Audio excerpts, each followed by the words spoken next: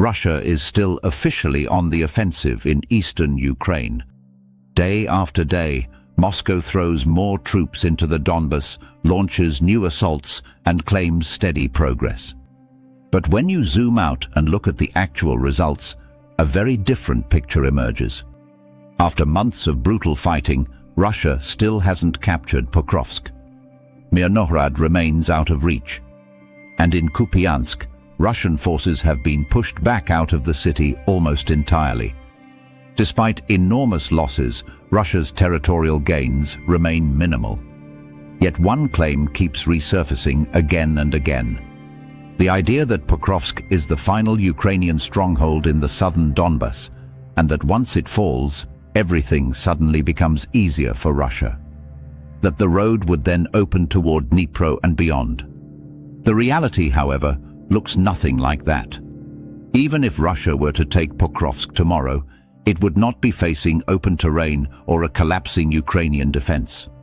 What awaits instead are deeply layered modern defensive lines designed to stop and bleed any further advance. And when you look closely at the situation along the front, one conclusion becomes unavoidable. At this stage of the war, Russia no longer has a realistic path to victory in Ukraine.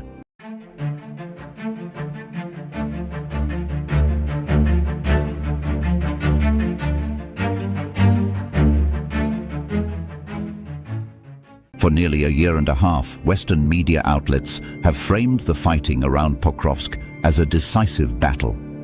Analysts have repeatedly described the city as a turning point, a final barrier that once breached would allow Russia to roll forward with ease. But this narrative has aged poorly. Back in January 2025, major newspapers warned that a Russian breakthrough at Pokrovsk could trigger a chain reaction, potentially threatening Dnipro and leading to the collapse of Ukrainian defenses across the Donbas. Almost a year later, those predictions look detached from reality. Russian troops are no closer to Dnipro than they were at the time, and the front has largely stagnated despite relentless assaults. Part of the problem lies in how Pokrovsk is often misunderstood. The city never held decisive strategic value on its own. Its real importance was never about geography, it was about attrition. Pokrovsk became a place where Ukraine could exhaust Russian forces at an unsustainable rate. And by that measure, Pokrovsk has been catastrophic for Moscow. Military success is not measured solely by land captured. It is measured by cost, in manpower, equipment, and long-term sustainability. When those factors are taken into account, Pokrovsk does not resemble a Russian success at all. It looks like a strategic disaster. Over the course of the fighting, Russia has lost staggering amounts of heavy equipment. Tanks, infantry fighting vehicles, armored personnel carriers, destroyed at a pace that rivals the largest armored battles in modern history. The human cost is even worse. Hundreds of thousands of Russian soldiers have been killed or wounded in and around the Pokrovsk axis. The scale of these losses exceeds entire pre-war military districts and rivals the manpower of some NATO armed forces. All of this for a city roughly the size of a mid-sized European town. Any military doctrine that justifies such losses for such limited objectives would be considered reckless. Yet Russia has continued the offensive regardless of the price. And even this immense sacrifice has not produced a breakthrough, which leads to the critical point often ignored in public debate. Even a full capture of Pokrovsk would not improve Russia's operational situation. Behind the city lies not empty land, but another defensive belt. And behind that, another. These positions are stronger, wider, and far more sophisticated than anything Russia has faced so far. This is where the narrative truly collapses. Claims that Russian forces could suddenly surge toward Dnipro ignore basic geography and battlefield reality. Dnipro remains well over 100 kilometers from the current front. At Russia's pace of advance over the last 3 years, reaching it would take many more years, assuming Ukraine did nothing to stop them. And Ukraine has done the opposite. Over time, Kyiv has transformed large parts of the rear into fortified zones. Satellite imagery and official footage reveal kilometers of layered defenses, deep anti-tank ditches, multiple rows of concrete obstacles, extensive wire entanglements, and hardened firing positions. These defenses are not symbolic. They are designed for modern warfare, shaped by lessons learned from drones, precision artillery, and constant surveillance. Any attacking force would be forced into narrow corridors, fully mapped in advance, where artillery and drone units are already zeroed in. Armor cannot pass. Infantry cannot move without exposure. Momentum dies before it can begin. Russia has faced fortified Ukrainian positions before, in Bakhmut, Avdiivka, and elsewhere. But there is a crucial difference. Those earlier defenses were often built under fire, with limited time and resources. Even then, Russia paid a horrific price to overcome them.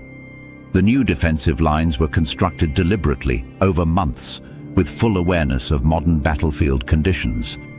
They are stronger, deeper, and far more lethal. And they are not meant to be held in a traditional sense. These positions allow Ukraine to control where and how fighting happens.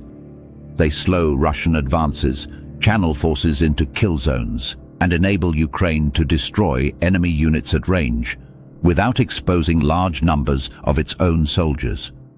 In some areas, Ukraine has already demonstrated something even more disruptive: the use of unmanned ground systems. Armed robotic platforms have held positions for weeks at a time, suppressing Russian movement without any infantry present. This technology is still evolving, but its implications are clear. The closer Russian forces move toward these defensive belts, the more they will encounter systems specifically designed to neutralize mass assaults. Taken together, this changes the strategic balance. Russia is losing the ability to choose where it fights. Instead, it is being drawn into battles on Ukraine's terms, battles optimized for attrition, not maneuver. And this comes at a surprisingly low cost for Kyiv. Even generous estimates place the total investment in these defensive systems at only a few $1 billion, a fraction of what Russia has already lost trying to push forward. As long as Ukraine can buy time, it can expand and reinforce these lines further. Time now favors the defender. This has political consequences as well.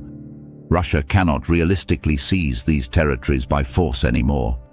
The only remaining path would be negotiations, but without leverage, Moscow has little to bargain with.